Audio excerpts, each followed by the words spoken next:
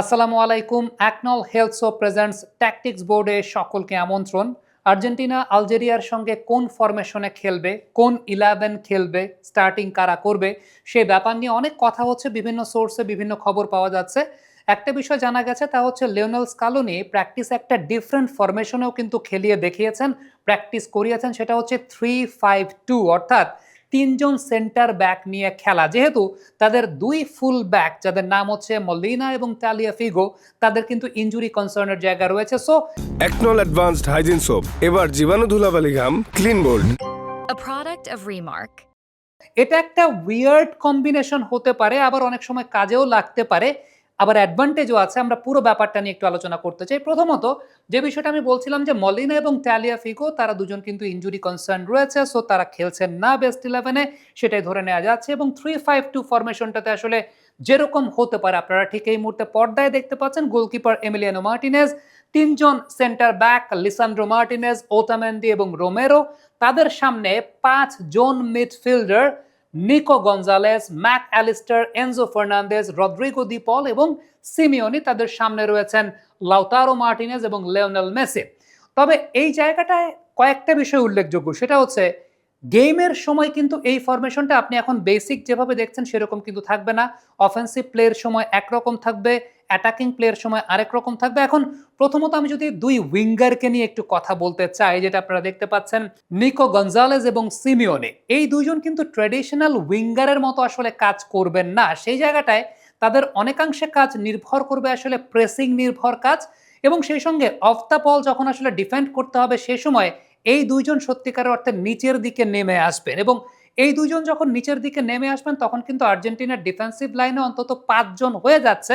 That means ফরমেশনটা গিয়ে দাঁড়াবে তখন 5-3-2 এই ফরমেশনে, অর্থাৎ ডিফেন্সিভ ফরমেশনটা সে সময়টায় 5 জন ডিফেন্ডার চলে আসবেন। এবং এই 5 জন মিডফিল্ডার খেলানোর অ্যাডভান্টেজটা এই জায়গাটায়, যদি ডিফেন্সিভ প্লেয়ার প্রয়োজন পড়ে তখন ওই দুই উইঙ্গার সময় বুঝে নিচের দিকে নেমে আসবেন। আদারওয়াইজ তাদের কাজ অনেকাংশে থাকবে প্রেসিং করা এবং অ্যাটাকিং প্লেয়ার সময় ওপরের দিকে যাওয়া। এবারে অ্যাটাকিং প্লে নিয়ে যদি একটু কথা বলি, সেক্ষেত্রে আমি মিডফিল্ডটাকে নিয়ে একটু কথা বলতে চাই।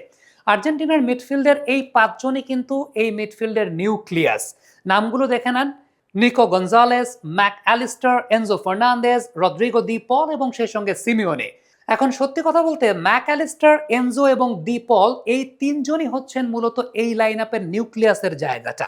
এনজো ফার্নান্দেজের কাজটা থাকবে মূলত ম্যাচের টেম্পোটাকে ধরে রাখা। তিনি আসলে ম্যাচের টেম্পোটাকে ধরে রাখবেন। আবার অনেক সময় হতে পারে তিনি সামনের দিকেও খেলতে পারেন, কারণ তার সেকেন্ড রান অনেক বেটার, সেই ব্যাপারে পরে আসছি।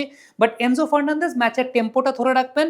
ডি পলের কাজটা থাকবে অনেকটা প্রেসিং নির্ভর এবং সেই সঙ্গে মেসির বডিগার্ড হিসেবে কাজ করা, অর্থাৎ মেসিকে সেই জায়গাটায় সেফ রাখা। অন্যদিকে ম্যাক অ্যালিস্টারের কাজটা হবে হচ্ছে ওপেন স্পেস খুঁজে বের করা, আর দুই উইং তো আসলে দুদিক থেকে আক্রমণ করবেন, সেটা আমরা জানি। নাও মেসির রোলটা আসলে কেমন হবে সেই ব্যাপারটা নিয়ে যদি আমরা একটু আলোচনা করি, তাহলে মেসির রোলটা কিন্তু সত্যিকার অর্থে গত বিশ্বকাপের মতো হবে না। আপনি ফরমেশনে যেমনটা দেখতে পাচ্ছেন সেই জায়গা থেকে আসলে যেমনটা দাঁড়াবে, মেসি লাউতারো মার্টিনেজের নিচে চলে আসবেন, অর্থাৎ মেসির পজিশনটা এমন হবে যে সেন্টার সার্কেল, অর্থাৎ তাদের মিডফিল্ড এবং ডিফেন্সের মাঝামাঝি একটা লাইনে লিওনেল মেসি থাকবেন। মেসির সঙ্গে ডিপল থাকবেন সেই জায়গাটায় অ্যাটাকিং এন্ডে, অর্থাৎ অ্যাটাক করার সময় মেসি এবং ডিপল অনেকটাই কাছাকাছি চলে আসবেন। দুই উইং দুদিক থেকে আসলে ওপরের দিকে থাকবে। ম্যাক অ্যালিস্টারের কাজ সেই জায়গাটা আসলে ওপেন স্পেস খুঁজে বের করা। লাউতারো মার্টিনেজের কাজটা আসলে কি হবে জানেন? লাউতারো মার্টিনেজ হচ্ছেন এই টিমের সুপ্রিম রানার, অর্থাৎ মার্টিনেজ যে কাজটা করবেন এদিক ওদিক সেদিক দৌড়িয়ে ডিফেন্ডারদেরকে তার দিকে ড্র্যাগ ইন করার চেষ্টা করবেন, এবং যখন ডিফেন্ডারদেরকে ড্র্যাগ ইন করার চেষ্টা করবেন it will create space for Lionel Messi to go forward, অর্থাৎ মেসি সে সময়টায় ওপরের দিকে যাবেন অ্যাটাক করার জন্য। So that is the scenario. আরেকটা বিষয় বলতে পারি, সেটা হচ্ছে আপনি ডিপলের জায়গাটা যেটা আমরা চিন্তা করছি এবং এনজো ফার্নান্দেজের জায়গা যেটা চিন্তা করছি, এই পজিশনটাও শিফটিং হতে পারে, কারণ সেকেন্ড রানে এনজো ফার্নান্দেজ কিন্তু খুবই কুইক, খুবই এফেক্টিভ। সো ওই জায়গাটা মেসির সঙ্গে এনজো ফার্নান্দেজও থাকতে পারেন, অর্থাৎ এই জায়গাটা ডিপল, এনজো ফার্নান্দেজ তাদের মধ্যে ট্যাকটিক্যাল জায়গায় একটা শাফলিং বা একটা চেঞ্জের জায়গা হতে পারে। এখন এই টিমটায় মেসির ভূমিকাটা আসলে কোথায়? এই টিমটায় মেসির ভূমিকাটা মূলত কিন্তু আগের মতো না। এরা সবাই আসলে কাজ করেন কেন জানেন? এরা সবাই কাজ করেন মেসিকে সাপোর্ট দেওয়ার জন্য, কারণ মেসি এই বিশ্বকাপে প্রেসিং করবেন না, এটা হচ্ছে নাম্বার ওয়ান। মেসি বিশ্বকাপে সাইড থেকে খেলবেন না, এটা হচ্ছে নাম্বার টু। নাম্বার 3 যে বিষয়টা সেটা হচ্ছে মেসি এই বিশ্বকাপে তাকে সত্যিকারের অর্থে 90 মিনিটস ফিট রাখাটা, মেসিকে 90 মিনিটস ফিট রাখাটা এটা অন্য সবার দায়িত্বের মধ্যে পড়ে। এবং আর্জেন্টিনার এই টিমটাকে আমার এই কারণেই ভাল লাগে যে they all feel very much privileged that they are playing with Lionel Messi. Aknol advanced hygiene soap, এবার জীবাণু ধুলাবালি ঘাম clean bold. A product of Remark. যেটা ব্রাজিল টিমে আসলে খুব কম। ব্রাজিল টিমে যেটা দেখা যায় যে সেটা হচ্ছে সবাই ইন্ডিভিজুয়াল গ্লোরির জন্য খেলার চেষ্টা করেন। আপনি যদি একদম ব্রাজিল টিমের সবাইকে চিন্তা করে দেখেন, একদিকে ভিনি জুনিয়র আছে রিয়াল মাদ্রিদ, একদিকে রাফিনা আছে বার্সেলোনা, একদিকে মার্কুইনোস আছে তিনিও পিএসজি, ক্যাসেমিরো আছেন তিনিও ex Real Madrid. So ultimately Brazil টিমটাতে ইভেন আমি যদি ফাইনাল থার্ডে চিন্তা করি, ফাইনাল থার্ডে ব্রাজিল টিমটার মধ্যে কম্বিনেশনের জায়গাটা নাই।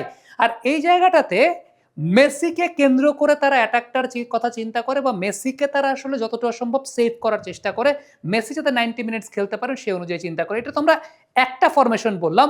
এখন আপনি যদি চিন্তা করে দেখেন যে না, 3টা সেন্টার ব্যাক আসলে খেলাবেন না আর্জেন্টিনা, 3টা সেন্টার ব্যাক যদি আর্জেন্টিনা না খেলা তাহলে 4টা ডিফেন্সিভ পজিশনে অর্থাৎ left back, right back, 2 full back এবং 2টা সেন্টার ব্যাক পজিশনে সেভাবে যদি খেলায় তাহলে আসলে ফরমেশনটা কেমন হতে পারে সেই ব্যাপারটা নিয়ে একটু আলোচনা করতে চাই। পর্দায় ঠিক এই মুহূর্তে আপনারা দেখতে পাচ্ছেন সেই ফরমেশনটা। এই ক্ষেত্রে আসলে 2 ফুল ব্যাক পজিশনে চলে আসবেন মেদিনা এবং মন্টিয়েল এবং সামনের দিকে থাকবেন ম্যাক অ্যালিস্টার এবং এনজো ফার্নান্দেজ।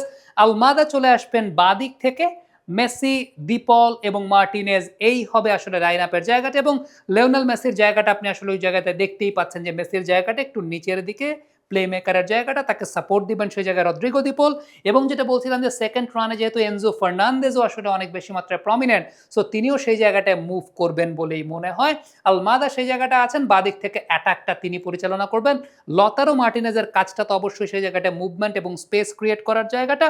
ম্যাক অ্যালিস্টার সবসময় he searches for opportunities to find the space এবং ওই জায়গা দিয়েই অ্যাটাকটা আর্জেন্টিনা করবে। এবং ডিফেন্সিভ প্লেয়ার ক্ষেত্রে যদি বলা হয়, যেহেতু দুজন ফুল ব্যাক এই টিমটাতে আছেন এবং সেই সঙ্গে আপনি যদি চিন্তা করে দেখেন যে লিসান্ড্রো মার্টিনেজও সেই জায়গাটায় আছেন, সো আলটিমেটলি ডিফেন্সের জায়গাটাতে এই ফরমেশনে গেলেও আর্জেন্টিনার আসলে খুব বেশি কষ্ট হবে না। যদিও ফুল ব্যাকের উপর ভরসা, দুই পাশে 2 ফুল ব্যাকের উপর ভরসার জায়গাটা স্কালোনি করবেন কিনা এক্ষেত্রে সেটা একটা চিন্তার বিষয় হতে পারে। বাট আমার কাছে কেন যেন মনে হয় যে আলটিমেটলি স্কালোনি হয়তো বা এই লাইন আপটাতে যেতে পারেন, যেহেতু লাস্ট প্রেস কনফারেন্সে তিনি একটা কথা বলেছেন যে আমরা আমাদের ট্রেডিশনাল সেটআপটাকে আসলে চেঞ্জ করতে চাই না। হ্যাঁ, আমরা বেশ কয়েকটা ফরমেশন চেষ্টা করেছি করার জন্য, বাট আমরা এরকম একটা ফরমেশন যেটা একদম ট্রেডিশনালি আমরা ইউজ করে থাকি নর্মাল ফরমেশন, সেটার দিকে হয়তো বা যেতে পারি। আরেকটা ফরমেশন আমি যদি আপনাদেরকে বলি, সেক্ষেত্রে আলভারেজ এবং লাউতারো মার্টিনেজ একই সঙ্গে খেলবেন অ্যালং উইথ লিওনেল মেসি। চিন্তা করে দেখেন, উপরের দিকে আলভারেজ, লাউতারো মার্টিনেজ এবং লিওনেল মেসি একই সঙ্গে খেলবেন, সেক্ষেত্রে লাইন আপটা আসলে কেমন হতে পারে ঠিক এই মুহূর্তে পর্দায় আপনারা দেখতে পাচ্ছেন। খেয়াল করে দেখবেন Lautaro Martinez, Alvarez, Lionel Messi, তাদের নিচে মেসির সঙ্গে ডান দিকে ডিপল, আপনি মাঝখানে যদি চিন্তা করেন এনজো ফার্নান্দেজ এবং ম্যাক অ্যালিস্টার থাকবেন, আর নিচে একদম সেম সেটআপটা যেটা 4 জন ডিফেন্ডারের সেটআপ বলছিলাম, মেদিনা, লিসান্দ্রো, ওটামেন্দি এবং সেই সঙ্গে মন্ট্রিয়াল। অর্থাৎ এই জায়গাটায় 4-3-1-2 এইরকম একটা ফরমেশনের কথা আমি বলছি, যে 4-3-1-2, যেখানে লাউতারো মার্টিনেজ এবং আলভারেজ দুজনকেই একসাথে হয়তোবা খেলাতে পারে। এবং পজিশনাল প্লেতে সত্যি কথা বলতে বিভিন্ন ধরনের পরিবর্তন আসবে, বিভিন্নভাবে বিভিন্ন জায়গায় ম্যাচের মধ্যেও তারা বিভিন্ন স্পট পরিবর্তন করবে। বাট দ্য ফ্যাক্ট ইজ, আমরা যে শুরুর সেটআপটা বলেছিলাম যেখানে 3 ডিফেন্ডার নিয়ে আর্জেন্টিনা খেলতে নামবে কিনা, অর্থাৎ 3 জন সেন্টার ব্যাক পজিশনের প্লেয়ার তারা খেলবেন কিনা, আমরা জানি যে লিসান্দ্রো মার্টিনেজ তিনি বাম পাশেও খেলতে পারেন, সো এটা একটা অ্যাডভান্টেজ আর্জেন্টিনার আছে। সো এই অ্যাডভান্টেজের জায়গাটা আর্জেন্টিনা সত্যিকার অর্থে পাবে কিনা বা তারা এই সেটআপেই যাবে কিনা সেই ব্যাপারে কমেন্ট বক্সে লিখে পাঠান। আপনারা কি মনে করছেন? আপনাদের কমেন্টের অপেক্ষায় থাকলাম।